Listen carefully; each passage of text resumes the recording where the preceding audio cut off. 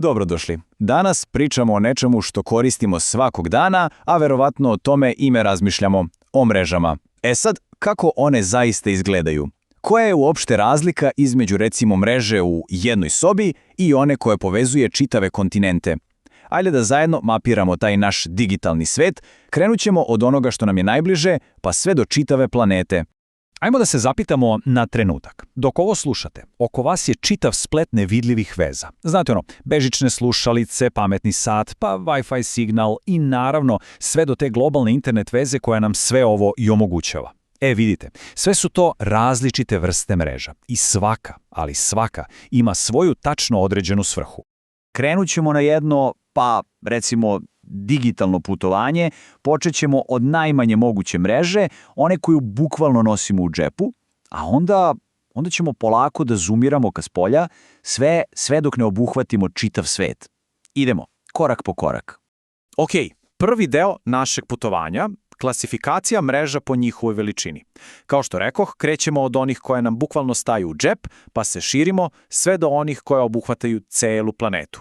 Dakle, sve počinje sa PAN-om, Personal Area Network, ili jednostavnije, lična mreža. Zamislite to kao neki vaš privatni, lični digitalni ekosistem, kao nevidljivi mehur oko vas, prečnika nekih 10 metara.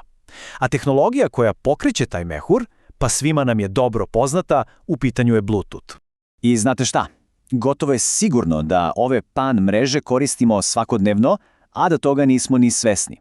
Povezivanje slušalica sa telefonom. To je to. Bežični miš i tastatura. Opet, pametni sat koji prati otkuce srca. Ili recimo telefon koji se automatski spoji sa automobilom čim uđete. Sve su to primjeri tih malih ličnih mreža koje nam onako tiho u pozadini olakšavaju život. Idemo dalje. Sljedeći korak je LAN, Local Area Network, lokalna mreža. Znači sada izlazimo iz onog našeg ličnog mehura i ulazimo u prostor jedne zgrade.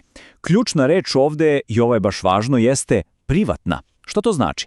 Pa to znači da vlasnik, bilo da je to neko od nas kod kuće ili neka firma, ima potpunu kontrolu nad svim kablovima i uređajima. Baš ta kontrola joj daje onu neverovatnu brzinu i pouzdanost. I baš zbog toga LAN je i dan danas, znate, zlatni standard za bilo kakav ozbiljan rad ili igranje. Komunikacija je prosto munjevita i super sigurna jer podaci ne napuštaju zgradu. I još jedna super stvar, mreža radi čak i ako internet pukne. Ako se seća onih čuvenih LAN žurki. To je savršen primjer gde je ta lokalna brzina apsolutno ključna za igranje bez 1 milisekunde kašnjenja.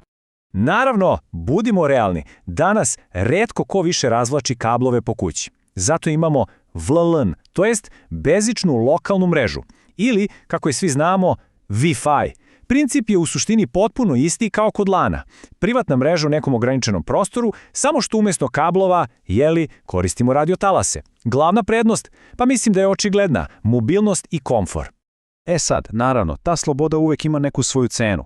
Bežična veza je super komforna, ali donosi i neke izazove. Recimo, ti radiotalasi slabe dok prolaze kroz zidove. Podaci koji putuju kroz vazduh pa otvaraju vrata za sigurnosne rizike ako mreža nije dobro zaštićena. Čak i najobičnija mikrotalasna pećnica može da napravi smetnje. Uvek je to neka vrsta kompromisa, zar ne, između komfora i performansi. I konačno stižemo do najveće skale. Zoomiramo skroz napolje, do vana. Wide Area Network ili regionalna mreža. Šta radi WAN? Pa on povezuje sve one naše lanove preko gradova, država, pa čak i okeana. Ključna razlika, i ovo je bitno zapamtiti, jeste u vlasništvu. Mi ne posjedujemo tu infrastrukturu, te optičke kablove na dnu okeana ili satelite u orbiti.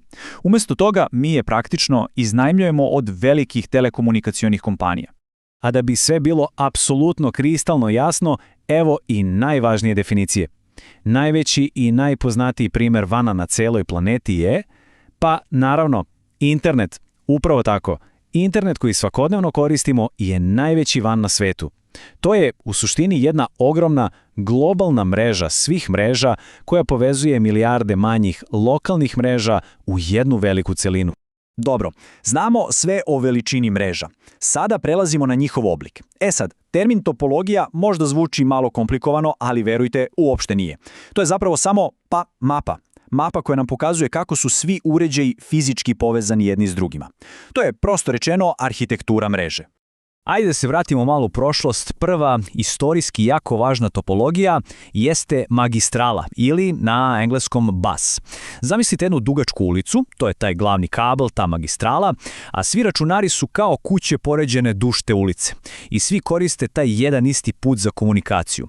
Znači kad jedan uređaj pošalje poruku, ona putuje celom dužinom kabla i svi je čuju, ali je naravno prihvata samo onaj kome je i namenjena. E sad, zašto ovo više ne koristimo? Pa zbog jedne, bukvalno fatalne mane, ekstremne ranjivosti. Pošto apsolutno svi uređaji zavise od tog jednog jedinog kabla, ako se desi prekid na bilo kom mestu, cijela mreža pada. Jedna tačka kvara i gotovo, sve staje. Sledeća na redu je topologija prstena. Ovde je svaki uređaj direktno povezan sa svoja dva suseda i tako formiraju jedan zatvoreni krug.